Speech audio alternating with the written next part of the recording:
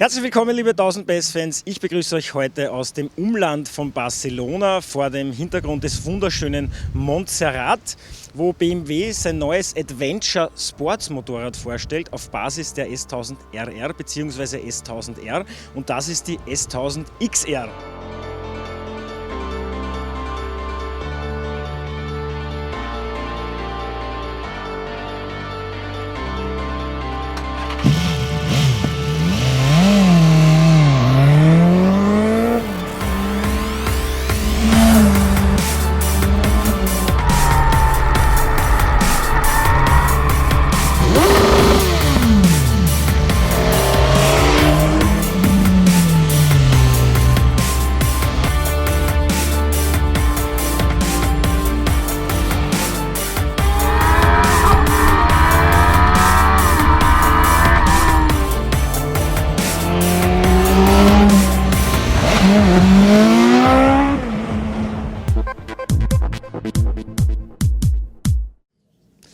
Nachdem ich eine wunderschöne Nacht im Mondfeld verbracht habe, habe ich mich auf die S1000 XR geschwungen und den Tag am Montserrat, am Berg unweit der Stadt Barcelona, genossen, gemeinsam mit meinem Videokollegen Cookie. Und jetzt kommt natürlich das Fazit über dieses neue Konzept, muss man sagen, von BMW. Andere haben das natürlich schon ähnlich so umgesetzt.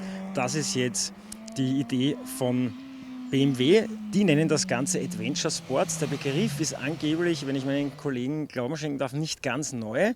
BMW hat ihn halt wieder aufgegriffen, dürfte nicht geschützt gewesen sein. Für mich ist das quasi die nächste Evolutionsstufe der Sporttourer. BMW hat zwar mit der R1200 RS heuer auch wieder einen echten Sporttourer reaktiviert mit Boxermotor, aber das ist für mich so die nahe Zukunft. Und genau deswegen haben das einige Marken schon umgesetzt. Fangen wir mal beim Design an, das für mich irrsinnig gut gelungen ist. Mir gefällt das Motorrad sehr, sehr gut. Junger Designer steckt dahinter, der gestern total emotional das Ganze vorgetragen hat. Da hat es echt Applaus gegeben, Standing Ovations, habe ich noch nie so erlebt, weil er sich so reingelebt hat in das Design. Das Ganze ist natürlich wieder in mehreren Schichten aufgebaut, die ineinander greifen.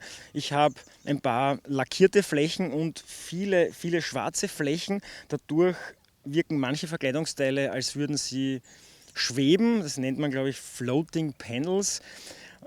Genau, das ist beim Heck auch umgesetzt worden. Ich habe hier an der Seite die lackierten Teile und der Rest ist in schwarz gehalten. Somit geht das Ganze optisch etwas zurück. Das Heck wirkt noch kürzer, noch gedrungener und noch eleganter, obwohl da unten ein bisschen was drauf ist. Natürlich das als Nummernschild wieder sehr weit hinten, was vielen ja nicht gefällt. Aber hier wurde das optisch, finde ich, genial gelöst. Was mir aufgefallen ist, es gibt ja jetzt die S1000 RR, einen Supersportler, das Ursprungsmotorrad sozusagen, dann das Nakedbike S1000 R und jetzt die S1000 XR. Das kann man an den Seiten gut erkennen. Die S1000 RR, der Supersportler, hat noch diese 3 Kiemen, was mich immer an einen Hai erinnert hat, klarerweise. Die S1000 R hat dann nur mehr 2 und die XR hat nur mehr 1.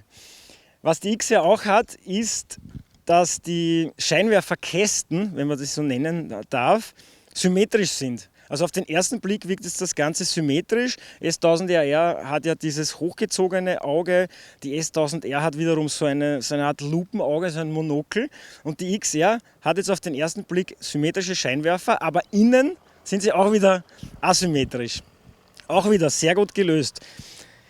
Dann gibt es, was ich sehr mag, einen sozusagen aufgesetzten Tankdeckel. Das wird ja oft benutzt, man fährt da herum, man hat dann Zip, vielleicht zerkratzt man was, der Schlüssel, alles nutzt das Ganze ein bisschen ab, dann ärgert man sich, wenn das am Tank passiert. Aber hier habe ich das Ganze aufgesetzt, das ist auch so Hartgummi, glaube ich. Ja, das kann man sogar mit dem Fingernagel ein bisschen zerkratzen, allerdings kann ich das genauso gut wieder austauschen. Und dieses Teil gibt es auch in Carbon, das sieht dann besonders sexy aus. Der Designer hat uns auch darauf hingewiesen, dass die Gabelbrücke extra schön designt wurde, weil es ja immer im Blick des Fahrers ist. Finde ich immer wieder schön, wenn auf so, naja, wie soll ich sagen, technische Details auch optisch Wert gelegt wird. Der Sitz sehr schön geformt. Wir haben jetzt eine HP-Sitzbank, das ist jetzt nicht die originale. Er ist einerseits sportlich, kantig, scharf und andererseits auch wieder sehr fließend, harmonisch. Und man sitzt außerdem irrsinnig gut drauf. Wir sind heute ungefähr 200 Kilometer gefahren, vielleicht sogar 250, ein bisschen verfranst haben wir uns. Das Ganze auch in einer etwas schnelleren Gangart und mir tut da nichts weh, ich bin da wirklich ein bisschen empfindlicher. Der rein Vierzylinder entspricht der Konfiguration aus der S1000R, aus dem Naked Bike, 160 PS, 112 Newtonmeter Drehmoment und ich habe sehr früh sehr viel Drehmoment zur Verfügung, deswegen fährt sich das Ganze auch entsprechend sportlich. Das Motorrad also relativ groß gewachsen, 228 Kilo vollgetankt, merkt man auch ein bisschen, ist jetzt kein hyperagiles Motorrad, es ist nicht nervös. Ich glaube aber auch, dass das für die Klientel das Falsche wäre. Und mir hat es, je mehr ich gefahren bin und vielleicht auch ein bisschen je flotter ich gefahren bin, umso mehr hat mir das Motorrad gefallen, weil es sehr harmonisch zu bewegen ist. Es ist, wie gesagt, nicht kippelig, ist nicht hypernervös. Man muss ein bisschen arbeiten, hat aber auch den breiten Lenker dazu, also aus der Hüfte geschossen. Also nur aus der Hüfte geschossen geht das nicht, aber mit dem Lenker als Unterstützung kann man das schön bewegen. Man kann auch schön Hang-Off fahren, man kann normal fahren oder man kann eben diesen Supermoto-Stil fahren, wo man den Lenker viel stärker einsetzt, das Motorrad in die Kurven drückt. Von der Breite her ist der Lenker sogar für mich schon fast an der Grenze, also breiter dürfte er nicht mehr sein. Und für große Personen ist der Vorteil, dass die eben höher sitzen und den Lenker besser einsetzen können, die Hebelwirkung. Wenn man kleiner ist, stelle ich mir vor, vielleicht auch die niedrige Sitzbank hat, dann hat man den Lenker irgendwann da oben. Ja, das ist dann so abhängermäßig. Und ich glaube, dass das dann schwieriger ist, dass man die Front da in die Kurven drückt. Ich hatte auch gerade beim Kurveneingang und auch beim Ausgang ein irrsinnig gutes Gefühl, habe dem Motorrad voll vertraut, serienmäßig mit ABS, mit Integral-ABS sogar, also das heißt, Hinterreifen wird mitgebremst. Dementsprechend stabil fühlt sich das in der Kurve an. Serienmäßig auch das ASC, die Anti-Schlupfregelung, und aus dem Zubehör kann ich das Ganze noch aufrüsten mit den Fahrmodi Pro. Serienmäßig habe ich nur 2 Fahrmodi zur Verfügung, Road und Rain, und mit dem Pro-Paket habe ich dann auch noch Dynamic und Dynamic Pro, und da ist dann auch das sogenannte Kurven-ABS dabei, und ich muss ehrlich gestehen, ich habe das heute nicht probiert. Wir hätten uns das anstecken lassen müssen und ich weiß nicht, ob es überhaupt jemand getan hat. Ich hätte es auch jetzt nicht wirklich darauf ankommen lassen, muss ich sagen, das mache ich einmal lieber in einem Fahrtechnikzentrum. Die Ergonomie für mich sehr gelungen. Der Windschutz, muss ehrlich sagen, man kann das Windschild hier mechanisch einfach verstellen, drücken und ziehen. Ich habe es an der Brust gespürt, am Helm aber nicht. Also ich habe am Helm immer noch ein bisschen Verwirbelungen gehabt. Ich bin aber nicht allzu groß, das hat mich ein bisschen gewundert. Bin aber auch einer, der da nicht so viel Wert drauf legt. Ein Kollege hat mich auch darauf hingewiesen, dass er sehr starke Vibrationen spürt in den Händen, in den Armen. Ihm sind die Hände sogar ein bisschen eingeschlafen. Dann habe ich bewusst darauf geachtet, sie sind mir auch aufgefallen, aber haben mich nicht so gestört, dass ich das jetzt negativ anmerken müsste, und schon gar nicht sind mir die Hände eingeschlafen.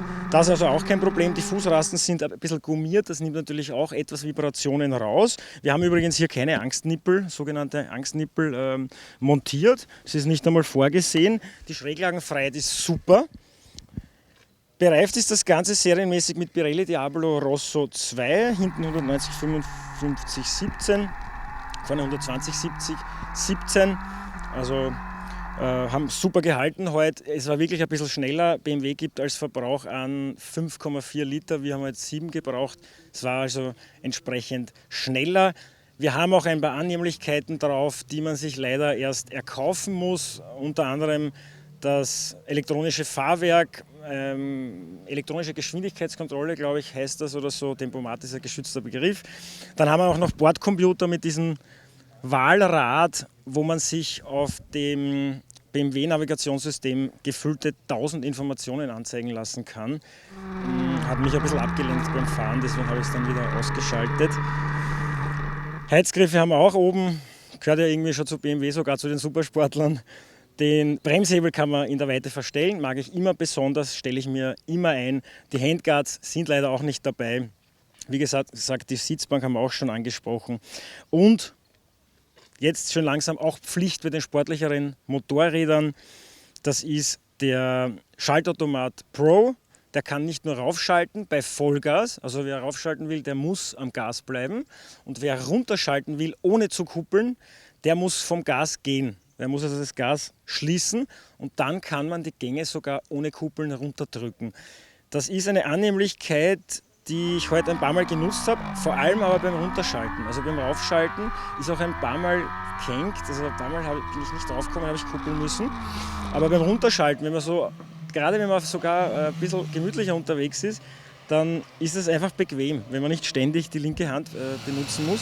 Einfach runterdrücken, klack, klack, nächster Gang, gibt ein bisschen Zwischengassystem, ist wirklich zu empfehlen. Kein Wunder natürlich, dass das Ganze auch hervorragend bremst. Dafür ist BMW ja berühmt, deswegen fühle ich mich also sicher auf deren Motorrädern. Ein Mitarbeiter hat uns gesagt, dass die S1000 XR sogar besser bremst als ihre beiden Schwestern, die R und die Doppel-R. Kann ich jetzt natürlich nicht bestätigen. Es fühlt sich nicht so fest, so stark an, ist aber sicher oder offensichtlich ein subjektiver Eindruck. Ist also nicht so aggressiv die Bremse, aber die Bremswirkung ist irrsinnig hoch, irrsinnig gut.